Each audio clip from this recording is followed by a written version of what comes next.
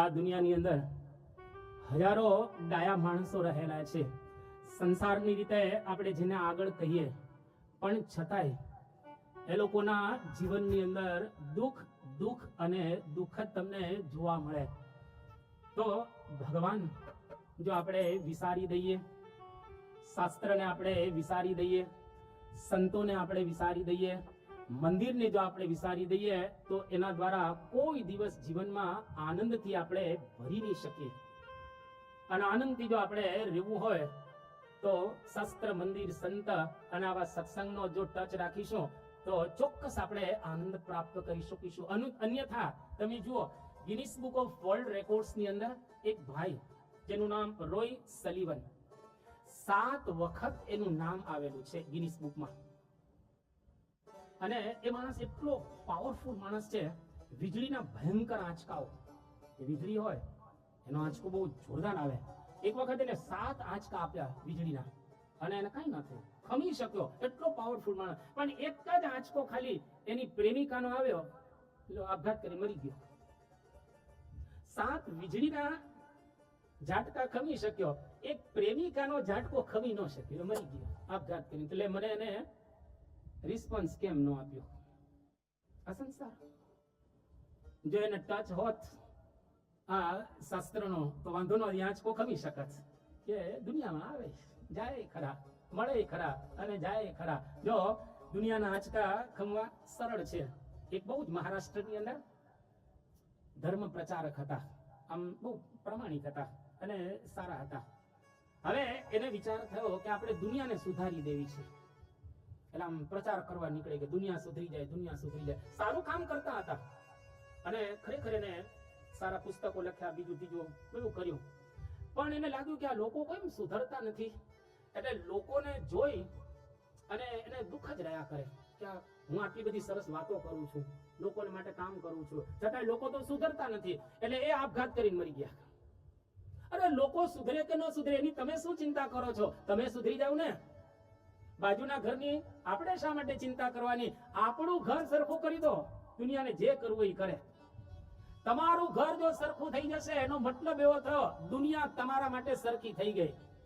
કાંકરા જમીનની અંદર હોય અથવા તો કાંટા હોય, તમે પગમાં પગરખા પહેરી લો, પતી ગયું. તમારા માટે તો દુનિયા આખી મઢાઈ ગઈ છે.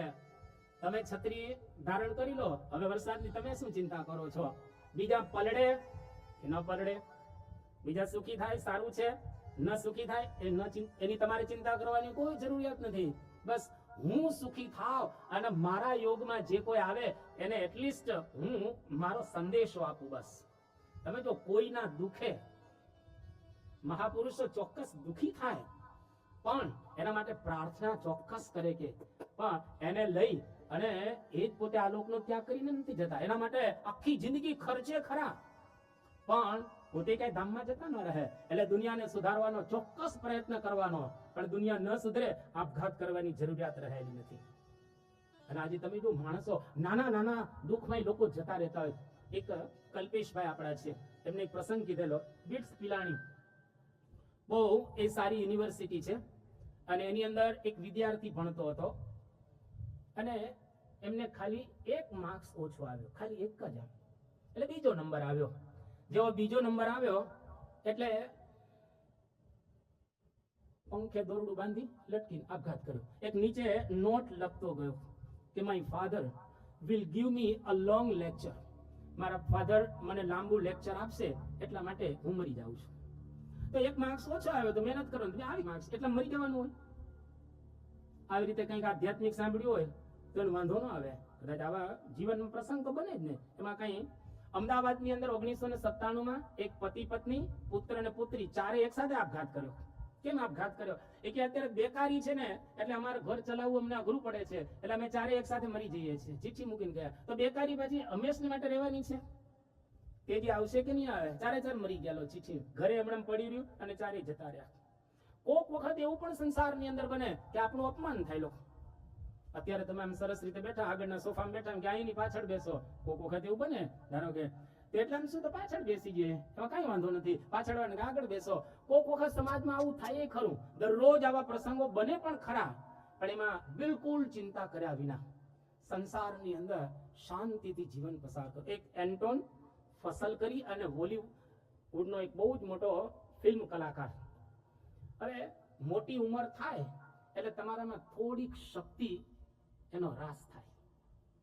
જે યુવાન 25 વર્ષનો હોય એ કઈ 60 વર્ષના બુઢામાં એવું તેજ હોય કોઈ દિવસ? કલાકાર 25 વર્ષનો કેટલો સરસ લાગે ને. 25 વર્ષનો કલાકાર મસ્ત લાગે, પણ 70 વર્ષનો બુઢો કલાકાર કઈ એટલો બધો હારે ને રોલે એવા જ મળે ને સ્વાભાવિક રીતે. હા, હોલીવુડનો બહુ સારો સ્ટાર હતો. એને થયું કે હવે મારામાં પેલા જેવી શક્તિ બરાબર નથી રહી હસાવાની, બીજી ત્રીજી, આપઘાત કરીને મરી ગયો. આમાં કેટલાય મરી જતા હોય છે. 2007 અને 10ની સાલ એની વચ્ચેની વાત કરું છું. 2007માં આમ તો 10મા ધોરણમાં અને 12મા ધોરણ આપણા સુરતમાં જ 10મા ધોરણ અને 12મા ધોરણના હજી રિઝલ્ટ આવવાનું બાકી હતું અને 27 છોકરાઓએ આપણા સુરતમાંથી આપઘાત કરેલો. 2007નો પ્રસંગ છે. તો 27 છોકરાએ આપઘાત કર્યો. કેમ? તો કે અમારું રિઝલ્ટ એ ખરાબ આવશે તો છાપામાં આવે, તો ખરાબ આવશે તો બીજી વાર મહેનત કરી પાસ થઈ જશે. અને આશ્ચર્યની વાત તો એ છે કે ઘણા પાસ થઈ ગયા હતા. મરી ગયો, ઓલો મરી ગયો હતો, પણ રિઝલ્ટ આવ્યું તો પાસ થઈ ગયેલા હતા. હવે તમામ વ્યક્તિએ સરસ્વતીની વંદના કરવી જોઈએ, જેથી કરીને આપણી વાણી પવિત્ર રહે. અને વાણીના કેવા યુદ્ધો થાય છે જેની વાતો આપણે 7 દિવસમાં સાંભળવાના છીએ. તો દરરોજ સવારમાં આપણે વાણીના જે ઈષ્ટદેવ છે સરસ્વતીને વંદના કરીએ. વિનાયક એટલે ગણપતિ. ગણપતિને દરેક યાદ કરે. ભારતના જેટલા પણ સંપ્રદાયો રહેલા છે હિન્દુઓના, તમામ હિન્દુઓના સંપ્રદાયોની અંદર ગણપતિ દેવનું આપણે પૂજન કરીએ છીએ અને એની વંદના કરીએ છીએ. તુલસીદાસજી પણ ગણપતિની અને સરસ્વતીની વંદના અને પૂજન કરી અને આ ગ્રંથનો પ્રારંભ કરી રહેલા છે. ત્યાર પછી ભવાની શંકરો વંદે શ્રદ્ધા વિશ્વાસ રૂપિણો. જીવનમાં 2 વસ્તુ જોઈએ, એક શ્રદ્ધા અને વિશ્વાસ. શ્રદ્ધાનું મૂર્તિમાન સ્વરૂપ છે ભવાની અને વિશ્વાસનું મૂર્તિમાન સ્વરૂપ છે ભગવાન શંકર. આ બંનેને વંદન કરે છે. જીવનમાં શ્રદ્ધા જોઈએ અને વિશ્વાસ જોઈએ. જો વિશ્વાસ અને શ્રદ્ધા બે પર્યાય નથી એટલું યાદ રાખવું. શ્રદ્ધા હલતી હોય અને વિશ્વાસ સ્થિર હોય. જ્યારે તમારી શ્રદ્ધા હલતી બંધ થઈ જશે એ વખતે વિશ્વાસની અંદર પરિણમશે. શ્રદ્ધા હલતી બંધ થઈ જશે એટલે વિશ્વાસ. એક વખત વિશ્વાસ આવી ગયો સમજી લેવો હવે મારો અંત પણ આવી ગયો. હવે મને કોઈ ધામમાં જતા રોકી નહીં શકે. હું સ્થિર થઈ ગયો, હું ધીર થઈ ગયો. એટલા માટે જ્યાં સુધી આપણું મન ડોલતું હોય, એટલે મન ડોલે ત્યાં સુધી કોઈ દિવસ આપણે ભગવાનને જોઈ ન શકીએ. કેટલું સુંદર સંતોએ ગાયું છે, વેગે વેતા વારીમાં પ્રતિબિંબ ન ભાસે. પાણી હલતું હોય તો એમાં પ્રતિબિંબ ન દેખાય. પાણી હલતું બંધ થાય તો એમાં આપણે આપણા પ્રતિબિંબને જોઈ શકીએ. એમ આપણું મન, આપણું ચિત્ત, આપણી બુદ્ધિ હલતી હોય ત્યાં સુધી પરમાત્મા કોઈ દિવસ દેખાશે નહીં. પણ જ્યારે હલતું સંપૂર્ણ બંધ થઈ જાય સમજી લેવું હવે અંદરનો પ્રકાશ તરત થઈ જશે. આ સંતોના અદ્ભુત શબ્દો રહેલા છે.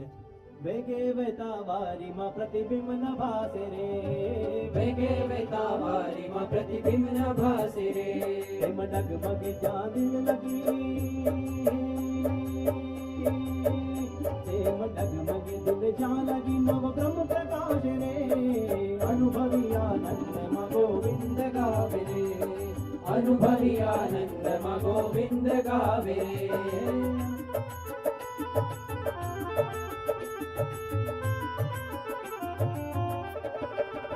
હે બ્રહ્મ થઈ પર બ્રહ્મને જુએ તે જાણે રે, બ્રહ્મ થઈ પર બ્રહ્મને જુએ તે જાણે રે.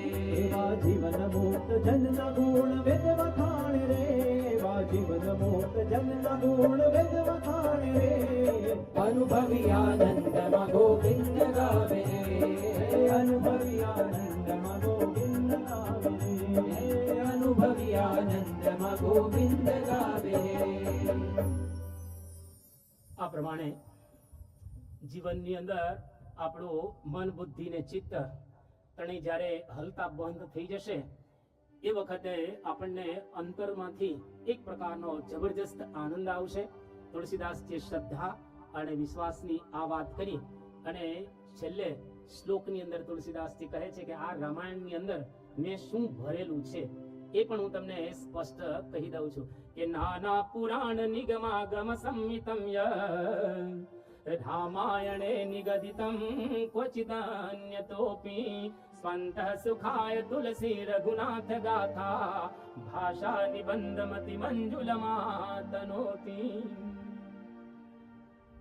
આ 7મા શ્લોકની અંદર તુલસીદાસજી કહે છે કે આ ગ્રંથની અંદર મેં આટલું ભરેલું છે, જેટલા કાંઈ વેદો છે એનો સાર મેં મૂકેલો છે. 1 લાખ શ્લોકો વેદોની અંદર છે, એનો સાર મેં આમાં મૂક્યો છે. પુરાણોની અંદર 3,98,000 શ્લોક છે, એનો સાર પણ મેં આની અંદર મૂકેલો છે. મહાભારતના 1 લાખ શ્લોક છે, એનો સાર પણ મેં આમાં મૂકેલો છે. સાંખ્ય દર્શન આપણે ત્યાં છે એ 526 એના સૂત્રો રહેલા છે. તુલસીદાસ કે એનો સાર પણ મેં મૂકેલો છે. યોગ શાસ્ત્ર છે એની અંદર 195 સૂત્ર છે, એનો સાર પણ મેં આની અંદર મૂકેલો છે. ન્યાય શાસ્ત્ર છે જેના 541 સૂત્રો છે, એનો પણ સાર મેં મૂકેલો છે. વૈશેષિક દર્શન છે 376 એના સૂત્રો છે, એનો પણ સાર મૂક્યો છે. પૂર્વ મીમાંસા ગ્રંથ છે જેમાં ભારતના હિન્દુઓના તમામ વિધિ વિધાનો આવેલા છે, એ બધાનો સાર 2748 શ્લોક છે, એનો સાર મૂક્યો છે. અને વેદાંત એટલે કે બાદરાયણ ને વ્યાસજી એને બ્રહ્મસૂત્રો બનાવ્યા છે 555, એનો પણ સાર મેં આમાં મૂકેલો છે. વાલ્મીકી રામાયણ જેના શ્લોક 34,500 છે, એનો સાર મૂક્યો છે. એટલે કુલ 6,58,141 શ્લોક અને સૂત્રનો સાર આ રામાયણની અંદર મૂકેલો છે. એટલે તમે રામાયણ નથી સાંભળતા પણ આખો હિન્દુ ધર્મ સાંભળી રહેલા છો. અને આપણે સમયની મર્યાદાને પારખી, સમયની મર્યાદાને ઓળખી અને 6,58,141 જે શ્લોક સૂત્રો એને 6 દિવસની અંદર બરાબર આપણે કમ્પ્લીટ કરીશું. અને અહીંયા આગળ એ તુલસીદાસજી આજે એક છેલ્લો સોરઠો બંધહુ ગુરુપદ, બંધહુ ગુરુપદ, ગુરુને નમન કરી આપણા જે ગુરુ હોય એને નમન કરવાનું. અને ત્યાર પછી તુલસીદાસજી પહેલી ચોપાઈ ગાશે બંધો ગુરુપદ. પહેલા ગુરુને નમસ્કાર કરશે સોરઠાની અંદર. બંધો ગુરુપદ કંજ કૃપા સિંધુ નર રૂપ હરી મહામોહતમ પુંજન જાસુ વચન રવિ કરનિ કર વચન રવિ કરનિ કર.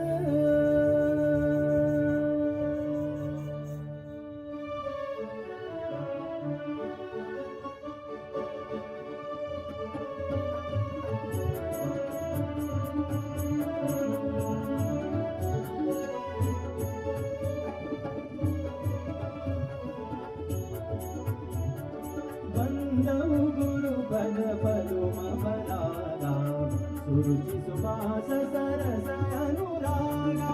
वन्दौ गुरुपद पद्म परागा सुरुचि सुवास सरस अनुरागा.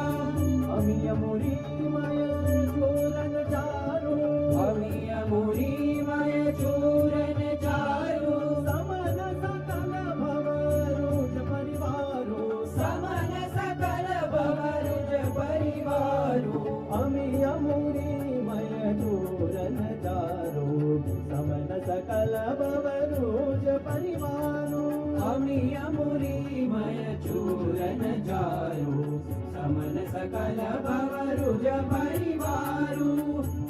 सकल भवरुज परिवारो, समन सकल भवरुज परिवारो. આ પ્રમાણે ગુરુના ચરણારવિંદને નમન કરી અને તુલસીદાસજી બહુ નમ્ર ભાવે, આર્દ્ર ભાવે ભગવાન અને ગુરુને યાદ કરી અને આ ગ્રંથની પોતે રચના કરે છે. અદ્ભુત રીતે જ્યારે રચાઈ ગયો ગ્રંથ એ વખતે તુલસીદાસજી પહેલા ગુરુનો આભાર માને છે અને ગુરુના ચરણની રજને પોતાના મસ્તક ઉપર ચડાવે છે. કારણ કે ગુરુના ચરણની રજ આપણે આંખે અડાડીએ, આમ તો રજ કોઈ દિવસ આંખને સાફ ન કરે, પણ ગુરુના ચરણની રજ એ આંખને સાફ કરે. રજ તો આંખમાં પડે તો આંખને સ્વાભાવિક રીતે આપણે દેખાતું બંધ થાય, પણ તુલસીદાસજી કલ્પના કેવી કરે છે કે ગુરુના ચરણની રજથી હું મારા નેત્રને અંજન બનાવું છું, કેતા આંજણ આંજું છું, એટલે મને હવે દિવ્ય દ્રષ્ટિ પ્રાપ્ત થશે. અને દિવ્ય દ્રષ્ટિ દ્વારા તુલસીદાસજી આ રામાયણનો અદ્ભુત રીતે પ્રારંભ કરી